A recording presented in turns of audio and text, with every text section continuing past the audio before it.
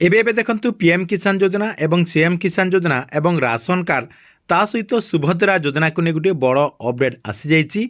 देखंतु जो मैंने यही चारिटी योजनार लाभ पाइबा चाहूँगी से जहाँकि फेब्रुआरी 28 तारिख भितर यही कामटी करने पड़ो ना आपण मैंने ये जो चारिटी योजना रही आपंकर पीएम किसान सीएम किसान एवं आपंकर सुभद्रा योजना एवं राशन कार्ड योजनारू आपण जहाँकि बाद पड़े कहवाक गले ये जो आपंकर चारोटी योजना रही चारोटी योजनार लाभ आपण मैंने आउ पाई पारे ना आपण मैंने जदि फेब्रुआरी 28 तारिख भितर यही सबू कामटी न करचंती तेबे आपण मानकु फेब्रुआरी 28 तारिख भितर कौन सबू करने पड़ो कौन कले आपण मैंने केउ योजनार लाभ पाई पारे सबकि जहाँकि आपण ए वीडियो माध्यम जानीपारे से वीडियो को गोटे लाइक करूँ जो मैंने चैनल टी सब्सक्राइब करना चैनल टी सब्सक्राइब करके पाखर थिबा बेल आइकन को क्लिक करके ऑल नोटिफिकेशन ऑन कर दिंतु जहाद्वारा गवर्नमेंट जो नुआ योजना गुड़िकर अपडेट गुड़िक आसो आपण मैंने जहाँकि यही चैनल माध्यम प्रथम जानीपारे।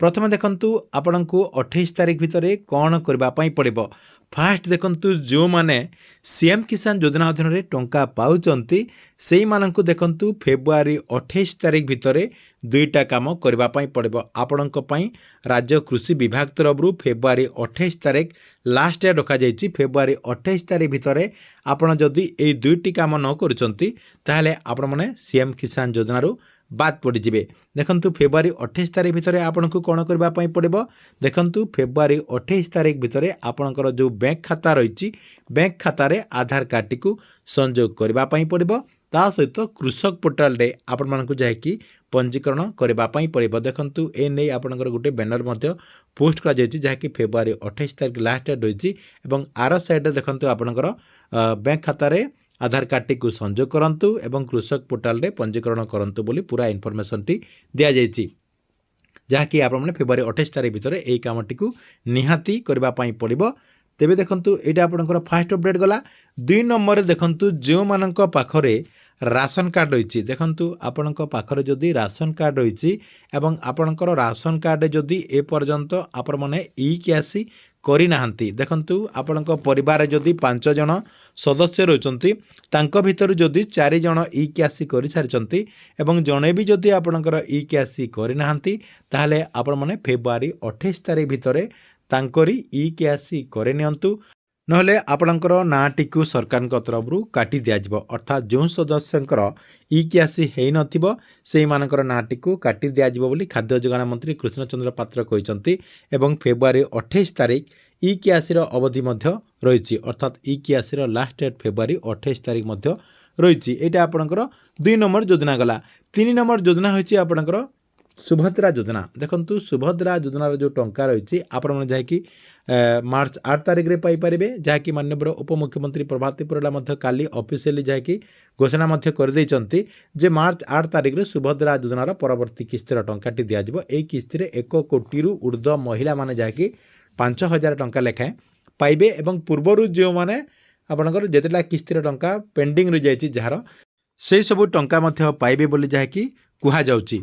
जेहेतु आपणकर मार्च 8 तारिख रे सुभद्रा योजनार टंकाटी दियाजिबो सेतिपई आपण माने एबे ठारू अर्थात आपणकर फेब्रुआरी 28 तारिख को आपण माने अपेक्षा करंतु नाही आज आपणकर सब कामटी को कर दियंतु अर्थात आपणकर जदि आधार कार्ड टी बैंक अकाउंट रे लिंक नाही ताहले आपण माने आधार कार्ड टी को बैंक अकाउंट रे लिंक कर दियंतु।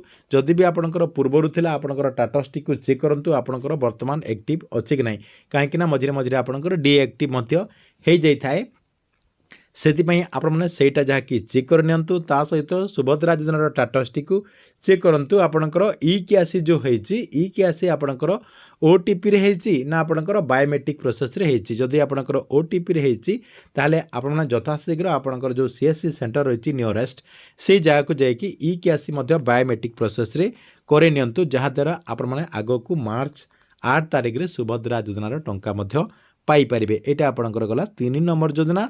4 नंबर योजना रही पीएम किसान योजना। देखंतु पीएम किसान योजनार परवर्ती किस्तिर मध्य टंका आपण मानकु ए फेब्रुआरी मासरे किंबा मार्च मासरे मिलिबो ଦେଖନ୍ତୁ କୁହାଯାଉଛି ଯେ ଫେବୃଆରୀ 24 ତାରିଖରୁ 28 ତାରିଖ ଭିତରେ ମିଳିବ ବୋଲି ଯାହାକି କୁହାଯାଉଛି। ତା ସହିତ ଯଦି ଆପଣଙ୍କୁ ଫେବୃଆରୀ ମାସରେ ନ ମିଳୁଛି ତାହେଲେ ଆପଣଙ୍କୁ ମାର୍ଚ୍ଚ ମାସର ପ୍ରଥମ ସପ୍ତାହରେ ନିଶ୍ଚୟ ମିଳିଯିବାର ଚାନ୍ସ ରହିଛି। ସେଥିପାଇଁ ଦେଖନ୍ତୁ ଆପଣମାନେ ଆଉ ଅପେକ୍ଷା କରନ୍ତୁ ନାହିଁ, ଫେବୃଆରୀ 28 ତାରିଖକୁ ଆପଣ ଆଉ ଅପେକ୍ଷା କରନ୍ତୁ ନାହିଁ। ଏଇ ଭିତରେ ଆପଣମାନେ ଯଦି ପାରୁଛନ୍ତି ଆପଣଙ୍କର ସବୁ କାମ ସାରି ଦିଅନ୍ତୁ। ମେନଲି ଆପଣମାନେ ଇ-କେଆସି ଯଦି ପିଏମ୍ କିଷାନ ଯୋଜନାରେ କରିନାହାନ୍ତି ଇ-କେଆସି କରିନିଅନ୍ତୁ। ଆପଣଙ୍କର ଆଧାର କାର୍ଡ଼ ଯଦି ବ୍ୟାଙ୍କ ଆକାଉଣ୍ଟରେ ଲିଙ୍କ୍ ନାହିଁ ତାହେଲେ ଆପଣ ବ୍ୟାଙ୍କ ଆକାଉଣ୍ଟରେ ଲିଙ୍କ୍ କରିଦିଅନ୍ତୁ। ତା ସହିତ କୃଷକ ପୋର୍ଟାଲ ଅର୍ଥାତ୍ ଆପଣଙ୍କର ଯେଉଁ ଏଗ୍ରିଷ୍ଟାଗର ୱେବସାଇଟ୍ ରହିଛି ସେଇ ଏଗ୍ରିଷ୍ଟାଗର ୱେବସାଇଟ୍ରେ ଫାର୍ମର ରେଜିଷ୍ଟ୍ରେସନ୍ ମଧ୍ୟ କରେଇ ନାହାନ୍ତି ତାହେଲେ ଆପଣମାନେ ଫାର୍ମର ରେଜିଷ୍ଟ୍ରେସନ୍ ମଧ୍ୟ କରେଇ ନିଅନ୍ତୁ। ଆପଣମାନଙ୍କ ପାଇଁ ଆଉ କମ୍ ସମୟ ରହିଛି। ଯେଉଁମାନେ ଏହିସବୁ କାମ କରେଇ ନାହାନ୍ତି ଆପଣ ଅତି ଶୀଘ୍ର ସାରି ଦିଅନ୍ତୁ, ଯାହାଦ୍ୱାରା ଆଗକୁ ପିଏମ୍ କିଷାନ ଯୋଜନା ଅଧୀନରେ ମଧ୍ୟ ଟଙ୍କା ପାଇପାରିବେ। ଠିକ୍ ଅଛି, ଏଥିଲା ଆପଣଙ୍କ ପାଇଁ 4ଟି ଯୋଜନାକୁ ନେଇ 4ଟି ଅପଡେଟ୍। ଆପଣଙ୍କୁ ଭିଡ଼ିଓଟି କେମିତି ଲାଗିଲା କମେଣ୍ଟ ବକ୍ସରେ ନିଶ୍ଚୟ ଗୋଟେ କମେଣ୍ଟ କରିଦେବେ। ତା ସହିତ ଯେଉଁମାନେ ଚ୍ୟାନେଲଟିକୁ ଏଯାଏଁ ସବସ୍କ୍ରାଇବ୍ କରିନାହାନ୍ତି ଚ୍ୟାନେଲଟିକୁ ସବସ୍କ୍ରାଇବ୍ କରିଦେବେ।